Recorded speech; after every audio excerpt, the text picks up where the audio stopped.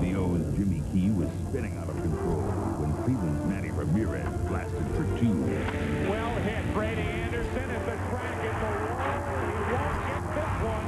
But Cal Ripken Jr. looked to make his mark in the series with his first ever postseason home run. Into left field, track, wall. Innings passed, tension mounted, key plays were made. Then, Orioles shortstop Mike Bordick looked like he would play the unlikely hero. Into right field, a hit. The 2-run Oriole lead. But the normally bulletproof Baltimore pen snapped in the 8th. That's the second walk of the inning, and the tying runs are on for Cleveland. And it was the prime-time playoff performer, Marquise Grissom, who stepped to the plate with the game on the line. Deep left center field. Gone! A 3-run home run for Marquise Grissom. And in one brief instant, Cleveland regained new life. Today on the mound for the O's, it's Mike Messina, one of the game's most stoic starters. As for Cleveland, Orel Hershiser's fire and intensity make him one of the strongest competitors in postseason history. Now, the battle is set to begin again as the O's and Tribe take to the Jake. Game 3 of the American League Championship Series, next on Fox.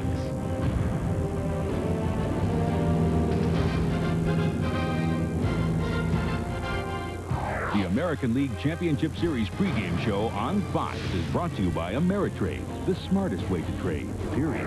Here's Chip Carey.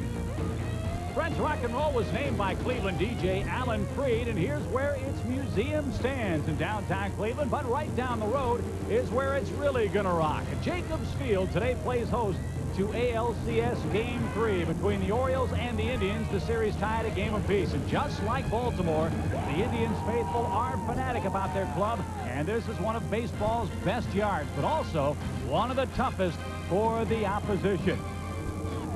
This year's story of courage, though, belongs to Eric Davis of the Orioles. His battle with colon cancer continues. He had chemotherapy. It ended at 4 a.m. Friday morning after Game 2, but he is in the lineup today. Hello again, everybody. I'm Chip Carey along with Steve, public enemy #1 Lions. Welcome to ALCS Game 3 here in Cleveland. What a storyline for this one in Cleveland. Well, we've talked a lot about momentum so far in this series, and Marquise Grissom switched the momentum back to the Indians with a huge 3-run home run in Game 2. This ball club did not want to come back home down 0-2 and facing the Orioles ace, Mike Messina. He will go today, and if there's anyone who can stop a momentum slide, he's the guy. Well, the opposition for Baltimore on the mound is Orel Hershiser. He knows a thing or two about big home runs. He said Grissom's home run reminded him of one he saw as a member of the Dodgers. Remember Kirk Gibson back in '88? He told Tommy Lasorda, hey, I can give you one good swing. I'd say that would suffice. Of course, the Dodgers won the World Series that season, and of course everyone knows about Grissom. He had the stomach flu in Game 1. It was actually throwing up between innings. Came off the deck for the Indians, hit the 3-run homer in the 8th that sank Baltimore, and of course even the series 1-1. Now the Tribe comes back home, has a lot of momentum, and Grissom says this home crowd supported him all season, and he expects it again today. I never got any negative vibes from them at all, and they stayed behind me 100%, and, you know, signing autographs on and off the field and in the community, you know, out of town on the road trip. They were awesome, and they really took the effect on. They became the 10th man in the series against the Yankees, and I think they boosted us right over the hump. And we pretty much came together, but we realized that we owe it to our fans, too. Yeah, great fans here in Cleveland, classy fans, too. When Eric Davis of the Orioles came to the ballpark, fans were greeting him with "We love you, Eric Davis" signs. Of course, he continues to take his weekly chemotherapy treatments, finished up his latest one at 4 a.m. Friday morning, arrived in Cleveland at 7 o'clock last night. He is in the lineup today, and we asked him how his latest treatment has been going. Well, everyone since the postseason has been different. You know, I've never taken it at 2:30 in the morning. First time I've flown after it. You know, so I'm a little tired right now, but, you know, once the game starts, you put that behind you. Davis wants to play all 3 games in Cleveland. Davey Johnson told us he probably will get Sunday off, should be in the lineup on Monday. One more quick note, Davis, when he takes his chemotherapy treatments, watches a movie during the 2.5-hour procedure. The latest flick he watched was Major League 2, and yes, as a member of the Orioles, even Davis said, I liked the ending of that particular flick. I don't know if the fans in Baltimore, Steve, would agree with that. Let's turn our attention quickly to the National League side of the ledger, where the Florida Marlins pitching staff takes another blow, but not quite as serious as Alex Fernandez. He, of course, is done for the postseason. Today's scheduled starter was Kevin Brown. He can't go, has a viral infection. That means Al Leiter will move up a day in the rotation and will pitch today for the Florida Marlins. They lead the Braves 2-1 in the National League Championship Series. Stephen, what's going on with the water down in Florida? I thought the fish liked that kind of stuff. Well, you know, it must be the cold and flu season. We got everybody throwing up. We got Marquise Grissom. We got Kevin Brown. This will check it out. We'll find out what kind of manager that Leland is. We've always been talking about how great he is. He has to shift his staff around. He loses Fernandez. But you know what? This could be a blessing in disguise. If Brown goes in Game 5, at the very worst, they come into that game 2-2 tied up. He can give them a lift. If there is a blow for the fish, they may not have Brown for Game 7.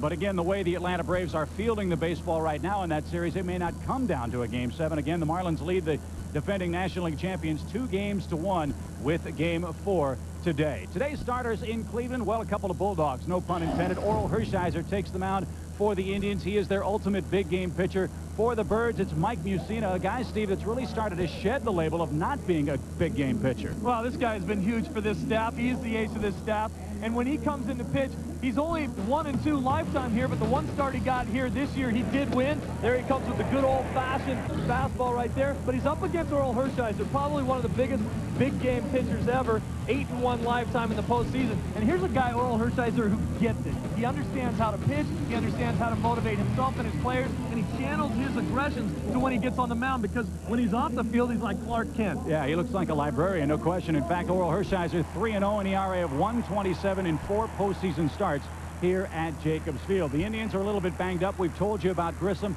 David Justice injured himself in Game 2. He is, however, in the lineup today. Well, they can't afford to be without David Justice. He has a bruised rotator cuff. He did it on this play right here, trying to avoid a tag at second base. But David Justice is a guy who cannot afford to sit out of the lineup.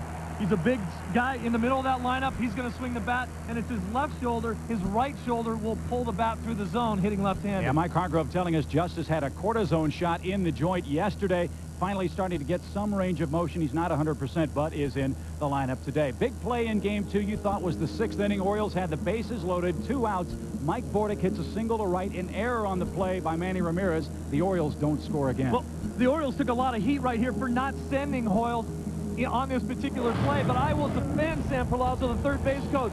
Here everybody's telling him to stand up at the plate. Palazzo on the left of the screen holds up Hoyles. You got to remember that Hoyles is the slowest guy on this ball club, and when you run first all the way to home, that piano jumps on your back when you hit third base. Now Ramirez, after the ball got past him, should have thrown to home. That's where the play was. Palazzo figured that would happen. Instead, Ramirez goes to second. Bad play by him. It turned out being a good play for him because Hoyles got held up at third, and that was the right play to make. So the series, Steve, tied at a game apiece. And by the way, don't adjust your televisions. It is a day game, the first of this series. How will the Sun field come into play today? Well, being a 4 o'clock start, the shadows will move past the infield. That'll be fine for everybody except the right fielder and the hitters. At a 4 o'clock start, you figure the sun will be out, you'll still be playing. It's almost going to be like a night game at home plate when you go up there to hit, except for the fact that the lights will be on. Those shadows can creep in there, makes it awfully difficult as a hitter. Would have been kind of interesting to see Geronimo Baroa in right field today with Manny Ramirez playing there for the Indians. By the way, if you wonder if the Orioles will be rattled on the road, they had the best road record in all of baseball. It's time for Game 3. Time to send it across to Joe Buck, Tim McCarver, and Bob Brentley. Hello, guys. Hey, Chip and Steve, thank you very much. Welcome to the broadcast booth. A beautiful day. A little cold here in Cleveland, but getting ready for Game 3. And guys, as we look back to Game 2, what a big swing by Marquise Grissom, a swing of the bat and a swing in this series. It was a huge 3-run home run, and the Baltimore Orioles feeling like they did not get a break on the preceding hitter with a count 3-2 on Jim Thome. The Orioles felt like he went too far. Larry McCoy, the third base umpire, says no. He did not go around. Davey Johnson upset, but that set the scene for the slider thrown to Marquise Grissom. And speaking of breaks, the Orioles knew they didn't get the break on that slider, proving once again that if that slider doesn't have bite down and away from a right-hander, it's a very dangerous pitch. Well, one guy that's got a lot of bite to his deliveries and has some nasty stuff on the mound is Mike Mussina. Steve Lyons talked about it a bit. No better guy for the Orioles to have on the mound today. He's going to try to continue his postseason dominance this year and also to shake that label that Psycho was talking about as a guy that couldn't pitch well in the big games. No decision last year in the division series against the Indians, a loss against the Yankees in the ALCS. but look what he's done this year. That one-hit shutout against the Indians, 2 outs away from a perfect game back on May 30th. The division series against Seattle, 2 times matched up against the big unit, Randy Johnson. Both times Messina came out on top. Davey Johnson couldn't ask for a better guy to take the mound in front of what figures to be a very boisterous pro-Indian crowd tonight. Yeah, they are packed in here for this Game 3. It finally feels like October. It's a bit chilly here in Cleveland, and we can't wait to get this one started. First pitch comes your way after this from your local Fox station. The American League Championship Series pregame show on Fox has been brought to you by Ameritrade.